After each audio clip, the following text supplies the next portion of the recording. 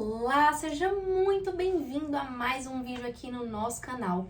Antes de iniciarmos o conteúdo de hoje, gostaria de te convidar para se inscrever aqui no nosso canal, ativar o sininho para que tu não percas nenhum dos conteúdos aqui e curtir.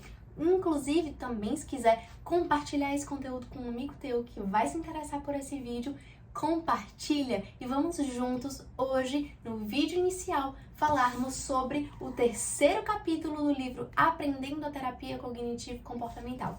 Diz respeito à avaliação e formulação de caso.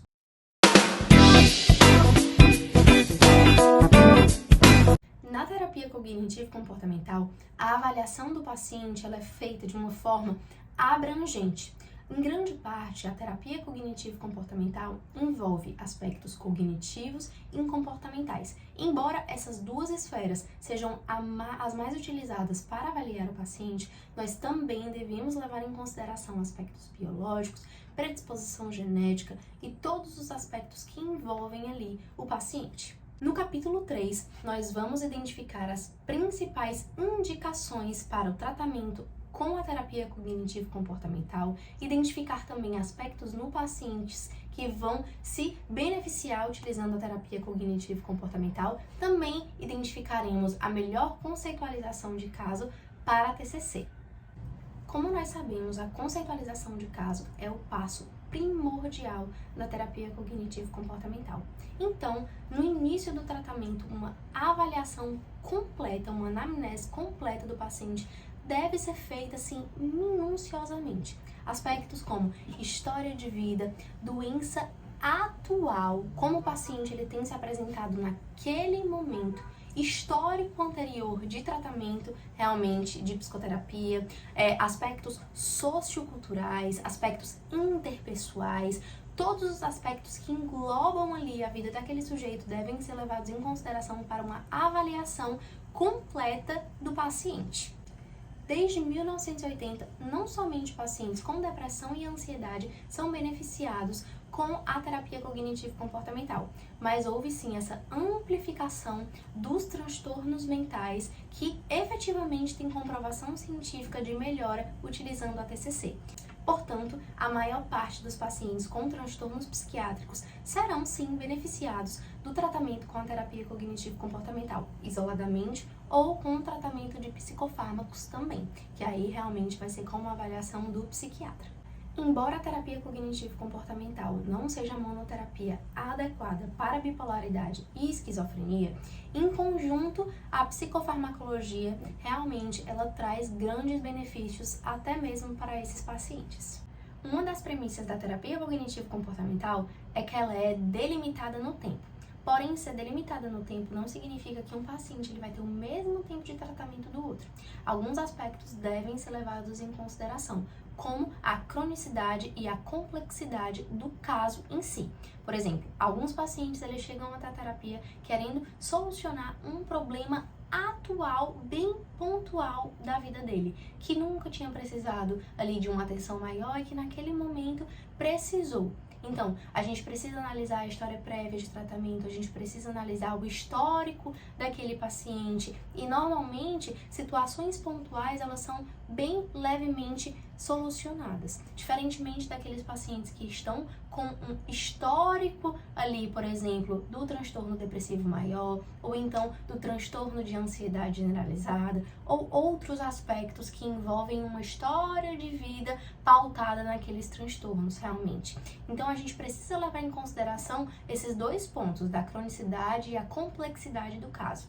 E levar em consideração que delimitada no tempo realmente é algo bem específico para cada paciente. Por isso que a conceitualização do caso ela é necessária. Então não tem como a gente falar para o paciente de, puxa, a gente vai ter ali 10 sessões de terapia, a gente vai ter 5 sessões de terapia, porque existem várias questões que estão por trás de tudo isso e que merecem uma atenção da nossa parte, para que nós consigamos efetivamente dar o nosso melhor ali para o paciente, sempre visando a maior qualidade de vida e o maior bem-estar daquele paciente. Alguns critérios devem ser levados em consideração para que o tratamento ocorra da melhor forma possível.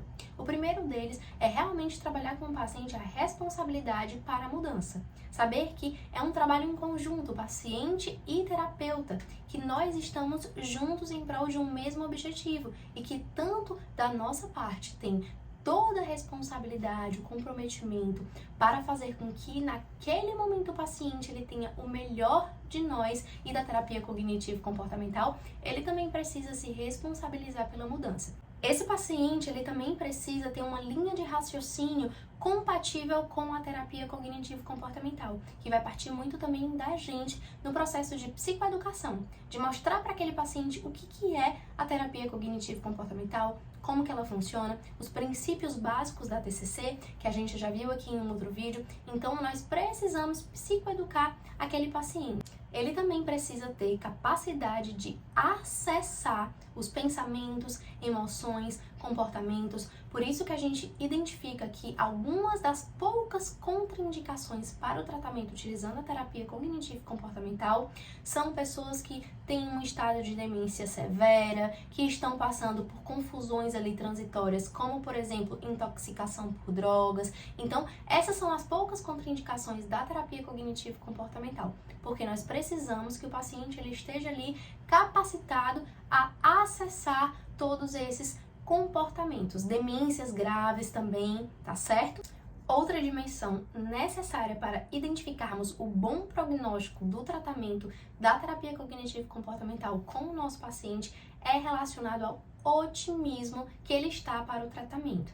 Identificamos, porventura, que o pessimismo ele pode vir acompanhado em pacientes, por exemplo, que estão atravessando uma depressão ou estão em um estado ali realmente mais depressivo naquele momento, ou se você ali é um terapeuta que ele já tá ali na 5ª tentativa de terapia, na 6ª tentativa de terapia, então ele já tá frustrado realmente com alguns processos anteriores que não tiveram como resultado bom sucesso. Então você precisa trabalhar com o paciente todo esse viés, né? E a gente entende na TCC que um pensamento pessimista, ele é só um pensamento.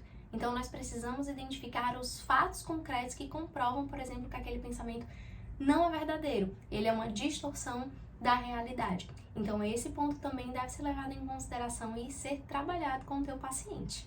A terceira dimensão para analisarmos o prognóstico do tratamento é identificarmos por que aquele paciente veio até nós. Pacientes que trazem a frase de, puxa, não, eu tô aqui por um desequilíbrio hormonal, sabe? Eu não tô me sentindo bem porque algo químico aqui, eu preferia só um remédio mesmo e que resolvia. Pacientes que são céticos em relação à terapia podem apresentar grande dificuldade no seu prognóstico.